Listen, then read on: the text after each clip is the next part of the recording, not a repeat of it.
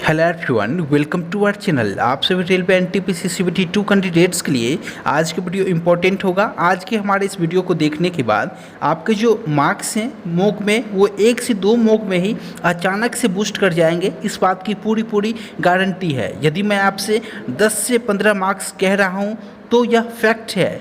यहाँ पे आपको जो भी हमारे चैनल पे मिलेगा वो 100% प्रूफ किया हुआ फैक्ट मिलेगा। इसलिए आप लोग ध्यान से इस स्ट्रैटेजी को देखना और फॉलो करना, क्योंकि यह वही वक्त है जब कोई सिलेक्शन के पास होकर भी दूर चला जाता है और कोई दूर रहकर भी पास चला आता है सिलेक्शन के। तो आप लोगों को इन 10 से 15 दिनों में निश्चित रूप से सही रूप से अपने दिनचर्या को निभाना है और जो भी आप पढ़ रहे हो ना वो एग्ज़ाम के पॉइंट ऑफ व्यू से रिलेवेंट है या नहीं है यह भी आपको देखना है। इसलिए आप लोग ध्यान से इस वीडियो को देखना और समझना। आज के इस 5 मिनट को आप लोग यदि यहाँ पे इन्वेस्ट करते हो तो यहाँ से 50 से 100 गुना जो प्रॉफिट है वो लेकर जाओगे। तो फिर चलिए आज की वीडियो की शुरुआत करते हैं।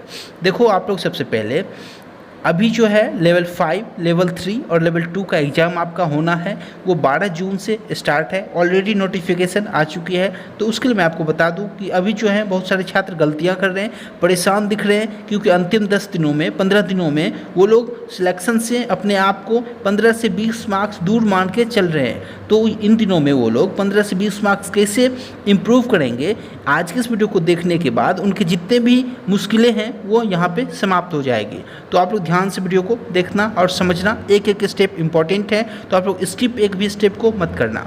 आप लोग यहाँ पे देखो ध्यान से, अंतिम 10 दिनों की आपकी जो बेस्ट स्ट्रैटेजी होनी चाहिए एनटीपीसी सीबीटी 2 एग्ज़ाम के लिए, वह आज के इस वीडियो में हम लोग इस टेबल की मदद से जानेंगे। यदि आप लोगों ने इस टेबल को यहाँ पे जान लिया, समझ लिया, तो आपकी जो मुश्किलें हैं आपको यहीं पे आसान लगने लग जाएगी। इसलिए आप लोग ध्यान से समझना। देखो यहाँ पे मैंने मॉक टेस्ट को बेस क्यों माना है, क्योंकि मॉक टेस्ट एक माध्यम है खुद को जज करने का कि आप लोग इस भीड़ में कहाँ पे स्टैंड कर रहे हो। इसलिए मैंने यहाँ पे मॉक टेस्ट को बेस लिया है। देखो जब से लेवल 4 और लेवल 6 का एग्ज़ाम हुआ है तब से जिस भी प्लेटफॉर्म का आप लोग टेस्ट लगा रहे हो वहाँ आप लोगों ने देखा होगा कि उन्होंने लेवल को अप कर दिया। तो फिर यदि आपके जो मार्क्स से लेवल अप करने से वो कम हो जा रहे हैं या फिर टाइम जो आप लोग अपना सेव नहीं कर पा रहे हो, टाइम की कमी महसूस हो रही है आप लोगों को मॉक टेस्ट में, तो आप लोगों को घबराना नहीं है, क्योंकि अभी भी आपके पास 10 से 12 दिनों का टाइम सुरक्षित है। आप लोग आसानी से स्कोर कर जाओगे। आप लोग ध्यान से समझना। देखो मॉक टेस्ट जो होता है वो आपका 2 टाइप का हो रहा है अभी। एक तो लाइव होता है, एक प्रीवियस ईयर यानी कि नॉर्मल टेस्ट होता है आपका। देखो प्रीवियस ईयर का जो लेवल है वो लो है, या फिर फुल टेस्ट कोई भी पहले से हो लेवल लो है, जबकि अब जो आप लोग लाइव टेस्ट लगा रहे हो उसका लेवल आपको हाई देखने को मिल रहा होगा। तो आप लोग कोशिश किया करो कि लाइव मॉक टेस्ट जो है वो दिया करो, ताकि वहाँ पे क्या होता है, बहुत सारे बच्चे क्या करते हैं, देखो प्रीवियस ईयर वाले में या फिर नॉर्मल जो टेस्ट होता है उसमें वो लोग 2 आईडी का यूज़ करके चीटिंग करके मार्क्स जो है वो 120 आउट ऑफ 120 लेकर आ जाते हैं। तो उससे आपके परसेंटाइल पे इफेक्ट पड़ता है और आपका जो परसेंटाइल है वो अच्छे मार्क्स होने के बावजूद कम हो जा रहे हैं। तो आप लोगों को परसेंटाइल देखकर नहीं घबराना है आप लोग। इसलिए मैं आपसे कहता हूँ लाइव मॉक टेस्ट लगाओ, यहाँ आपको बेनिफिट मिलेगा। देखो अभी जो फाइट कर रहे हैं वो 3 कैटेगरी के छात्र फाइट कर रहे हैं जॉब के लिए, क्योंकि 85 प्लस जिनका है उनकी तो कोई बात नहीं, वो लोग स्कोर अच्छा कर जाएंगे एग्ज़ाम में भी। यदि अभी उनका 85 प्लस है तो एग्ज़ाम में भी वो बेहतरीन कर पाएंगे। लेकिन जिन भी छात्रों का स्कोर यहाँ पे 55 से कम, 70 से कम, 85 से कम है, उन लोगों को आज के ये सेशन ध्यान से समझना है और देखना है। देखो आप लोग सबसे पहले बिलो 55 कैटेगरी नंबर 1 में हमने बिलो 55 को रखा है। अब यहाँ पे बिलो 55 क्या, तो आप लोग ध्यान से समझना। पिछले 10 मॉक में आपके जो भी स्कोर रहे हो, आप कहीं भी दिए हो, जो भी स्कोर रहे हो सीबीटी 2 के एग्ज़ाम में अंतिम 10 मॉक में, उसका आप लोग एवरेज निकाल लेना। एवरेज यानी कि एवरेज में स्कोर कितना कर रहे हो। यदि किसी में आप लोग 58 कर रहे हो, किसी में आप लोग 49 कर रहे हो, किसी में 52 कर रहे हो, तो आप लोग बिलो 55 कैटेगरी के छात्र हो। तो आप लोग यहाँ पे अपने आप को कैटेगरी 1 में लेकर चलो। यदि आप लोग 60 और 70 के बीच में स्कोर कर रहे हो एवरेज स्कोर, तो आप लोग बिलो 70 के हो, और बाकी उससे जो अप हो वो बिलो 85 के हो। तो आप लोग समझना कैटेगरी 1 के लिए छात्र क्या गलतियां कर रहे हैं, वो दिन में 2 मॉक लगा रहे, 3 मॉक लगा रहे। मॉक से कुछ नहीं होगा। आप लोगों को क्या करना है, ध्यान समझना। आप लोगों को मॉक के साथ साथ स्टडी भी करना है। अब स्टडी में क्या है, देखो आप लोगों के लिए यह इंपॉर्टेंट है कि आप लोग जो पढ़ रहे हो वो एग्जाम के पॉइंट ऑफ व्यू से कितना इंपॉर्टेंट है। तो आप लोग ध्यान से देखना, यदि आप लोग कैटेगरी 1 यानी कि बिलो 55 के छात्र हो तो आप लोगों के लिए क्या इंपॉर्टेंट है यहाँ पे पढ़ो आप लोग। वो केस 1 में मैंने कैटेगरी 1 को रखा है, तो कैटेगरी 1 के यदि आप छात्र हो तो आप लोग यहाँ से मैथ्स और रीजनिंग में आसानी से 10 से 12 मार्क्स बूस्ट कर जाओगे। आने वाले 1 से 2 मॉक में ही आपको इसका असर दिख। तो स्कोर बूस्ट कैसे करोगे आप लोग ध्यान से देखना, तो आप लोगों को सबसे ज़्यादा बेनिफिट होगा। आप लोग यहाँ से 15 to 20 मार्क्स भी आसानी से बूस्ट कर सकते हो। क्यों, कैसे, वो आइए हम लोग जानते हैं। देखो, मैथ्स और रीजनिंग में यदि 70 सवाल पूछे जा रहे हैं तो उसमें आपके जो स्कोर है ना सिलेक्शन के लिए वो 60 प्लस होने चाहिए। और अभी यदि 55 से कम आप मार्क्स बन रहे हैं, यानी कि आपके जो मैथ्स और रीजनिंग में स्कोर हो रहे हैं ना वो अराउंड 40 के हो रहे हैं। और यदि 40 के अराउंड स्कोर हो रहा है तो आप लोग यहाँ से अपना स्कोर जो है वो आप लोग एटलीस्ट 20 नंबर आगे बढ़ा कर लेकर जाओगे। वो कैसे लेकर जाओगे, तो आइए हम लोग देखते हैं। देखो, मैथ्स में आप लोग चेक करना किस प्रश्न में आप लोग गलतियाँ कर रहे हो। यदि आप लोग जिस भी प्रश्न में मिस्टेक कर रहे हो उस टॉपिक को आप लोग यूट्यूब से या फिर किसी बुक से एक बार लगा डालो, एटलीस्ट एक बार लगा डालो। उसके बाद आप लोग कैटेगरी नंबर 2 में वैसे प्रश्न को देखना जिस प्रश्न में आपके टाइम लग जा रहा है। यानी कि यदि आप उस प्रश्न को करने जा रहे हो, मान लो CI का प्रश्न है, यदि मैं उसे करने जा रहा हूँ तो उसमें हमारे 2 से ढाई मिनट खत्म हो जा रहे हैं, तो आप लोगों को उसे कैटेगरी 2 में रखकर उस पर काम करना है। उसका भी एक बार प्रश्न को आप लोगों को लगा लेना है। जितने भी उसके प्रश्न होंगे आप लोग एक बार प्रैक्टिस कर लेना। 10 प्रश्न का, 20 प्रश्न का, आप लोगों को ऐसे हज़ारों वीडियोस मिल जाएंगे यूट्यूब पे जिसमें कि टॉप 20 कराए होंगे, तो उसमें आप लोग कर लेना। क्योंकि एक ही पैटर्न के लगभग सवाल आपको देखने को मिलेंगे सभी टेस्ट में या फिर एग्जाम में भी आपको। तो इसलिए आप लोगों को सबसे पहले ये काम करना है मैथ्स के लिए। और रीजनिंग के लिए देखो, रीजनिंग में आप लोग 2 से 3 सवाल को छोड़कर चलो। 2 से 3 सवाल आप लोगों को मॉक टेस्ट में बाहियात से दिखेंगे, उसका कोई लॉजिक नहीं होता, फिर भी वो लोग टेस्ट को टफ करने के लिए बना डालते हैं। वो टफ नहीं कर रहे, वो टेस्ट को बोरिंग बना रहे हैं। उन लोगों को यह समझ नहीं आ रहा है। तो आप लोगों को 1-2 प्रश्न को छोड़कर बाकी आप लोगों को देखना है। अभी जो है वो सीटिंग अरेंजमेंट का जो समय है, वो वक्त है, वो चल रहा है एग्जाम में। यदि सीटिंग अरेंजमेंट में आपके समय लग जा रहे हैं आप लोगों के, यदि मान लो समय, यदि सीटिंग अरेंजमेंट में आप लोग 1 से 1.5 मिनट दे रहे हो तो फिर सही है। यदि आप लोग इसी में 2 से ढाई मिनट दे रहे हो तो यहाँ पे आपके लिए चिंता का विषय है। आप लोगों को सीटिंग अरेंजमेंट का प्रैक्टिस करना है, क्योंकि यहाँ से आप लोग टाइम बचा कर लेकर जाओगे।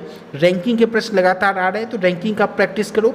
केवल आपका यह मोटिव होना चाहिए कि कम से कम समय में मैं कर सकूँ मैथ्स और रीजनिंग के सवाल को। और साथ ही साथ आप लोग करेंट अफेयर्स पढ़ते चला करो। देखो, 6 आवर्स में आप लोग क्या करोगे, डेली 2 घंटे कम से कम मैथ्स और रीजनिंग के सवालों को बनाओगे। घड़ी देखकर आप लोग यहाँ पे घड़ी में अलार्म सेट कर लो, 30 मिनट का कर लो या फिर 60 मिनट का कर लो। उसमें कोशिश किया करो आप लोग 60 से 70 मैथ्स के सवालों को सॉल्व कर सको। तो यह जो है आपको डेली बेसिस पे करना है। कुल मिलाकर 6 घंटे स्टडी करोगे, उसमें आप लोग 2 घंटे तो कम से कम मैथ्स और रीजनिंग के सवालों को अलार्म के साथ प्रैक्टिस करोगे। तो यह आपको बहुत ज़्यादा बेनिफिट देगा। तो आप लोगों को यह काम निश्चित रूप से करना है। और डेली बेसिस पे आप लोग 2 घंटे करंट अफेयर्स को दो, क्योंकि 2 घंटे आप लोग देखोगे करंट अफेयर्स का वेटेज जो है अभी एग्जाम में वो काफ़ी हाई वेटेज है उसका। आप लोग यदि जीके में समय देना चाहते हो तो केवल 1 घंटे दो, स्टैटिक में 1 घंटे से ज़्यादा मत देना, क्योंकि 1 घंटे सफिशियंट है। क्योंकि वहाँ पे आप लोग स्कोर जो है ये कॉन्फिडेंस के साथ नहीं कर सकते कि वहाँ के स्कोर ले आओगे। स्कोर कहाँ लेकर आओगे, तो करंट अफेयर्स में लेकर आओगे, मैथ्स में लेकर आओगे, रीजनिंग में लेकर आओगे। इसलिए आपको यह काम करना है। अब देखो आप लोग कैटेगरी 2 यानी कि केस 2 के जो छात्र हैं उनके साथ क्या मुश्किलें हैं आप लोग ध्यान से समझना। यहाँ पे देखो आप लोग कैटेगरी 2 में जिनके बिलो 70 मार्क्स हैं वह लोग भी महसूस कर रहे होंगे उनका जो स्कोर है ना वो मैथ्स और रीजनिंग में 60 प्लस नहीं जा पा रहा होगा। वो जब नहीं जा रहा है 60 प्लस तो आपके मार्क्स कैसे 70 प्लस जाएंगे। आप लोगों को जो काम करना है मैथ्स और रीजनिंग पे करना है। आप लोगों को भी एटलीस्ट 2 आवर्स जो है वो मैथ्स और रीजनिंग पे देना है। आप लोग अलार्म सेट कर लो और मैथ्स के सवाल लगाते चलो। जो कि CBT 1 में आए होंगे वहीं से लगा लो, जहाँ से भी आपको मिले जो कि एग्ज़ाम के पॉइंट ऑफ व्यू से इंपॉर्टेंट हो उसे आप लोग लगा लो।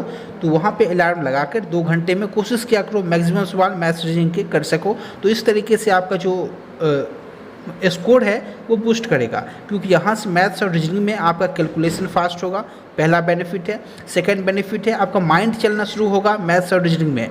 तो इस तरीके से आप लोग प्रश्न निश्चित रूप से 2 घंटे लगाया करो। उसके बाद आप लोग क्या करो, जीके को पढ़ो। जीके को एटलीस्ट 1 आवर्स आप लोग निश्चित दो स्टैटिक जीके को, और आप लोग 2 आवर्स निश्चित रूप से करेंट अफेयर्स को दो, क्योंकि यहाँ से सवाल मैक्सिमम बन रहे हैं। तो उसके बाद जो है केस 3 की यदि मैं बात करूँ तो देखो, केस 3 में जो छात्र हैं बिलो 85 यानी कि जिनका 85 से कम मार्क्स है, वो यदि 2 घंटे भी पढ़ेंगे तो उनके लिए सफिशियंट है, क्योंकि वो लोग क्या पढ़ेंगे 2 घंटे में, तो करेंट अफेयर्स और जीके पढ़ेंगे। यदि उनके 85 प्लस मार्क्स आ रहे हैं ना, तो उनके मैथ्स रीजनिंग में स्कोर अच्छे हो रहे हैं। यदि स्कोर आपके अच्छे हो रहे हैं तो मैथ्स रीजनिंग में आप लोग ज़्यादा टाइम मत दो। केवल मॉक, यदि आप लोग 2 मॉक डेली लगा रहे हो तो उसका एनालिसिस कर लो ध्यान से, तो वह भी आपके लिए काफ़ी है। आप लोग जो भी टाइम इन्वेस्ट करना चाहते हो अपना जीके और करेंट अफेयर्स को दो, यानी कि स्टैटिक जीके को और करेंट अफेयर्स के सेक्शन को दो, तो आप लोग यहाँ से अप्रॉक्स 10 मार्क्स आसानी से बूस्ट कर जाओगे। तो ये इंपॉर्टेंट हमारी स्ट्रैटेजी है। यदि आपको पसंद आया हो तो लाइक करके शेयर कर देना। आप लोग इस तरीके से अपना जो स्कोर है वो आसानी से बढ़ा सकती हो। आप लोग इस पैटर्न को फॉलो करो तो आप लोग देखोगे आने वाले 1 से 2 मॉक में ही आपके जो मार्क्स हैं वो अचानक से बूस्ट हो गए। कब आपके मार्क्स जो है वो बूस्ट हो गए आपको पता भी नहीं चलेगा। इसलिए आप लोग इस चीज़ को अपने अंदर लेकर आओ, आपको निश्चित रूप से फ़ायदा मिलेगा। चलिए आज के इस वीडियो में यहीं तक। उम्मीद करता हूँ आप लोगों को वीडियो जो है वो पसंद आया होगा। वीडियो पसंद आया तो वीडियो को लाइक करके शेयर कर देना, और चैनल पे पहली बार आया हो तो चैनल को सब्सक्राइब करके बेल आइकन को प्रेस कर देना। और कम्युनिटी टैब में मैं जो भी प्रश्न यहाँ पे शेयर करता हूँ आपसे जीके के खास तौर पे, आप लोग उससे निश्चित रूप से अटैम्प्ट किया करो, क्योंकि आपको उससे सवाल दिख जाएंगे आपके एग्जाम में। वो सभी प्रश्न इंपॉर्टेंट होते हैं, गिने चुने प्रश्न होते हैं, तो आप लोग वहाँ पर निश्चित रूप से अटैम्प्ट किया करो। चलिए आज के इस वीडियो में यहीं तक। Thank you so much.